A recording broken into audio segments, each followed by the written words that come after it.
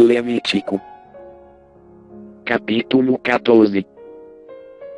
Depois disse o Senhor a Moisés: esta será a lei do leproso. No dia da sua purificação será levado ao sacerdote, e este sairá para fora do arraial, e o examinará. Se a praga do leproso tiver sarado, o sacerdote ordenará que, para aquele que se há de purificar, se tomem 2 aves vivas e limpas, pau de cedro, carmesim e hisopo.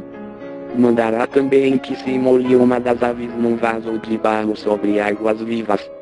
Tomará a ave viva, e com ela o pau de cedro, o carmesim e o hisopo, os quais molhará, juntamente com a ave viva, no sangue da ave que foi imolada sobre as águas vivas. E o espargirá 7 vezes sobre aquele que se há de purificar da lepra, então o declarará limpo, e soltará a ave viva sobre o campo aberto. Aquele que se há de purificar lavará as suas vestes, rapará todo o seu pelo e se lavará em água, assim será limpo. Depois entrará no arraial, mas ficará fora da sua tenda por 7 dias. Ao 7º dia rapará todo o seu pelo, tanto a cabeça como a barba e as sobrancelhas, sim, rapará todo o pelo, também lavará as suas vestes, e banhará o seu corpo em água, assim será limpo. Ao 8º dia tomará 2 cordeiros sem defeito, e uma cordeira sem defeito, de 1 ano, e 3/10 de efa de flor de farinha para a oferta de cereais, amassada com azeite, e 1 log de azeite. E o sacerdote que faz a purificação apresentará o homem que se há de purificar, bem como aquelas coisas, perante o Senhor, à porta da tenda da revelação. E o sacerdote tomará um dos cordeiros, o oferecerá como oferta pela culpa, e, tomando também o log de azeite, os moverá por oferta de movimento perante o Senhor. E imolará o cordeiro no lugar em que se imola a oferta pelo pecado e o holocausto, no lugar santo, porque, como a oferta pelo pecado pertence ao sacerdote, assim também a oferta pela culpa, é coisa santíssima. Então o sacerdote tomará do sangue da oferta pela culpa e o porá sobre a ponta da orelha direita daquele que se há de purificar, e sobre o dedo polegar da sua mão direita, e sobre o dedo polegar do seu pé direito. Tomará também do log de azeite, e o derramará na palma da sua própria mão esquerda. Então molhará o dedo direito no azeite que está na mão esquerda, e daquele azeite espargirá com o dedo 7 vezes perante o Senhor. Do restante do azeite que está na sua mão, o sacerdote porá sobre a ponta da orelha direita daquele que se há de purificar, e sobre o dedo polegar da sua mão direita, e sobre o dedo polegar do seu pé direito, por cima do sangue da oferta pela culpa. E o restante do azeite que está na sua mão, pô-lo-á sobre a cabeça daquele que se há de purificar, assim o sacerdote fará expiação por ele perante o Senhor. Também o sacerdote oferecerá a oferta pelo pecado, e fará expiação por aquele que se há de purificar por causa da sua imundícia, e depois imolará o holocausto. E oferecerá o holocausto e a oferta de cereais sobre o altar. Assim o sacerdote fará expiação por ele, e ele será limpo. Mas se for pobre, e as suas posses não bastarem para tanto, tomará um cordeiro para a oferta pela culpa como oferta de movimento, para fazer expiação por ele, 1/10 de efa de flor de farinha amassada com azeite, para a oferta de cereais, 1 log de azeite. E 2 rolas ou 2 pombinhos, conforme suas posses permitirem, dos quais um será oferta pelo pecado, e o outro o holocausto. Ao 8º dia os trará, para a sua purificação, ao sacerdote, à porta da tenda da revelação, perante o Senhor. E o sacerdote tomará o cordeiro da oferta pela culpa, e o log de azeite, e os moverá por oferta de movimento perante o Senhor. Então imolará o cordeiro da oferta pela culpa e, tomando do sangue da oferta pela culpa, pô-lo-á sobre a ponta da orelha direita daquele que se há de purificar, e sobre o dedo polegar da sua mão direita, e sobre o dedo polegar do seu pé direito. Também o sacerdote derramará do azeite na palma da sua própria mão esquerda.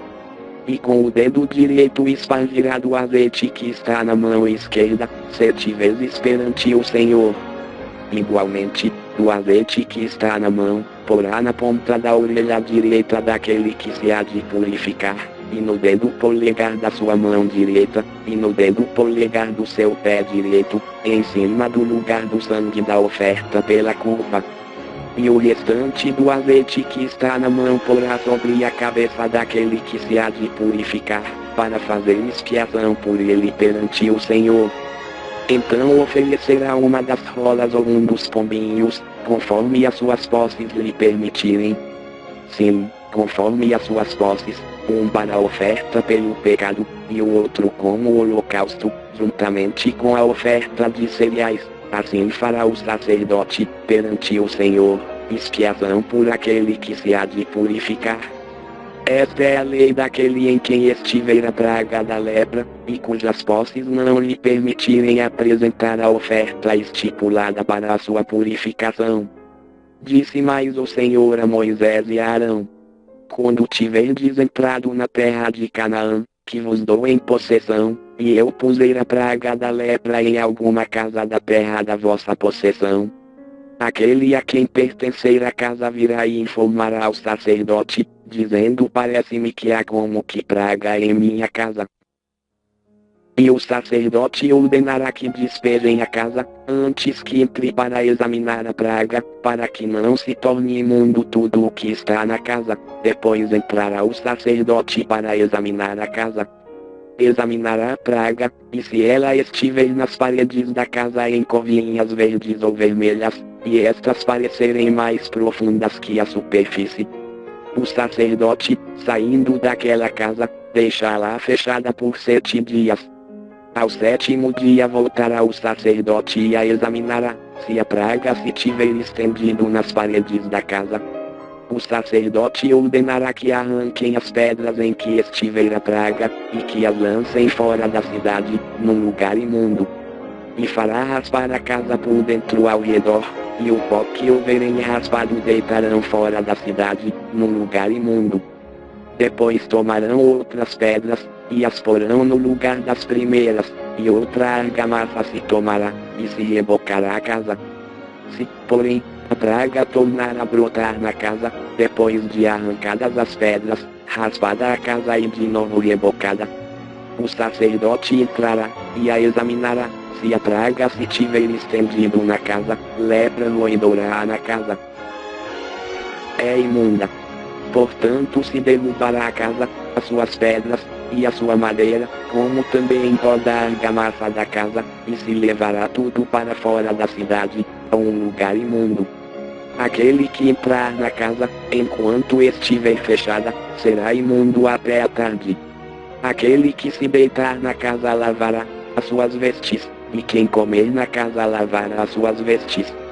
Mas, tornando o sacerdote a entrar, e examinando a casa, se a praga não se tiver estendido nela, depois de ter sido rebocada, o sacerdote declarará limpa a casa, porque a praga está curada. E, para purificar a casa, tomará 2 aves, pau de cedro, carmesim e hisopo. Imolará uma das aves num vaso de barro sobre águas vivas. Tomará o pau de cedro, o hisopo, o carmesim e a ave viva, e os molhará no sangue da ave imolada e nas águas vivas, e espargirá a casa 7 vezes. Assim purificará a casa com o sangue da ave, com as águas vivas, com a ave viva, com o pau de cedro, com o hisopo e com o carmesim. Mas soltará a ave viva para fora da cidade para o campo aberto. Assim fará expiação pela casa, e ela será limpa. Esta é a lei de toda sorte de praga de lepra e de tinha. Da lepra das vestes e das casas. Da inchação, das pústulas e das manchas lustrosas. Para ensinar quando alguma coisa será imunda, e quando será limpa. Esta é a lei da lepra.